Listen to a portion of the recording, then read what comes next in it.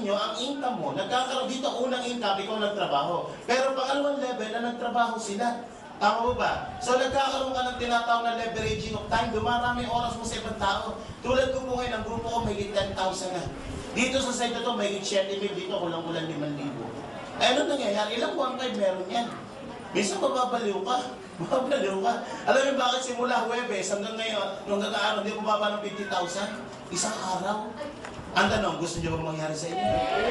Sigurado ba kayo? Lahat ba ibabayaran sa atin ng kumpanya? Hindi po. May safety net ang kumpanya. Ang pinakamalaking babayaran lang po kada isang account.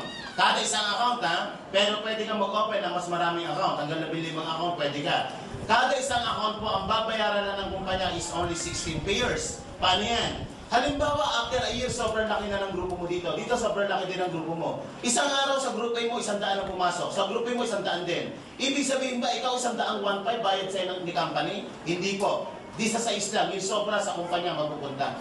16 payers multiply by 1,500, pagtiyagaan mo na muna ang 24,000 kada isang araw. Pwede ko babasin mo yan. Paka-estiman lang. Sabog ang pantog mo dyan, nadami na icing yan. Eh baka sabi mo na sa nila, 50,000 ka per day. Tapos dito, 24,000 lang. Per account, eh, hindi naman isang account ako, 7 account ako. Mamaya papaliwanag ko po sa inyo kung paano yan. Maganda po itong sales matching o binary plan kung parehas malakas ang group A at ang group B mo. Paano kung ang nangyari sa'yo ganito? Pagka-join na pagka-join mo, ang naimbita mo dito sa left side mo, hindi pangkaraniwang nilalang. Isang halimaw. Nakakilala po ng halimaw, hindi po ng tao. Kakilala, di kakilala, iniimbita. Wala pang 5 buwan, nagit 5,000 na ang grupo niya dito. Dito sa side na to, hindi halimaw na imbita mo. Ka-opposite niya, tarsier. Nakakilala po ng tarsier? Ang tarsier, kahit gulatin mo ng gulatin, nakaganon lang yun. Yung tipo ng kaibigan mo, friend, alam mo, 1 taon ka na dyan, ni isang kape, wala kang benta. Magbenta ka lang para tayo kumita. Ang sagot lang nito, ganito, paano ba yan?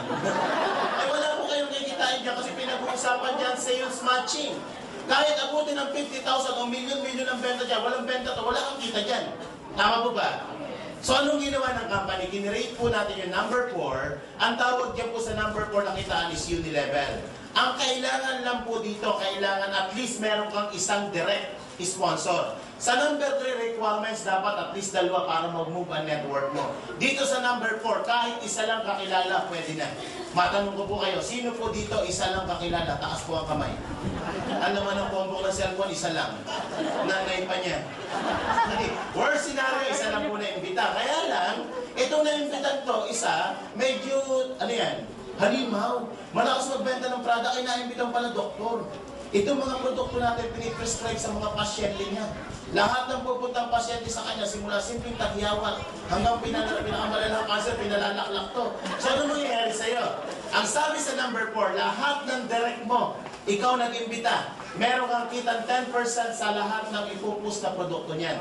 Gagamitin at ibebenta ang produkto niyan, 10% ng gamit nun sa'yo pupunta. Eh paano kung nag-imbita to? Kasi isang taon to, nag-imbita ng 10 kakilala, yan po yung second level mo. Sa second level, may 5% ka pa rin kita. Kapatid, hindi mo na kilala to. Tama po ba? Pero gumagamit ng produkto, 5% umaakyat pa rin sa'yo. Hindi po natatapos sa second level. Up to 10th level ng generation mo. Up to 10th level, may 5% overriding ka sa ginagamit at sa ibinebenta ng mga to habang buhay. Maganda po ba o magandang maganda? Palakpak naman yan. Ikaw, nag-try ka lang, naimbita mo isa lang. Nagkataon to, maraming kilala, naimbita 10. Itong 10, nag-imbita 10, 100 na. Itong 100, ginaya to, nag-imbita 10, 1,000 na. On the 4th level, may 1,000 tao ka. Nagkakape pa lang sa umaga, tulog ka pa, may kita ka na. Tama po, ganyan ka-powerful po. At itong account po sa kumpanya, sa global, yung account niyo po is transferable. Paano yung transferable? Halimbawa, kumikita na ng maganda yung account mo, after a year, nag-100,000 na. Eh, biglang naimbita ka ni Lord sa taas. Hindi ka na pinabalik sa mundong ibabaw. Eh, nagto-200,000, 100,000 yan per month. Sino nga ay kinabang nung iiwanan mo? Yan po yung mamanahin ng direct beneficiary mo. Ng anak mo, ng asawa mo, ng pamilya mo. Kaya kahit wala ka na sa mundong ibabaw, ang mga naiwan natin masasaya. Bakit? Kasi wala ka na. Hindi, kasi wala ka na. tarsier. Tingin niya may pag-asa pa ba ang buhay? Sa ibang kumpanya, pag ikaw nagpaka-tarsier, hindi ka nagbenta, hindi ka nag-imbita, wala nang pag-asang kumita.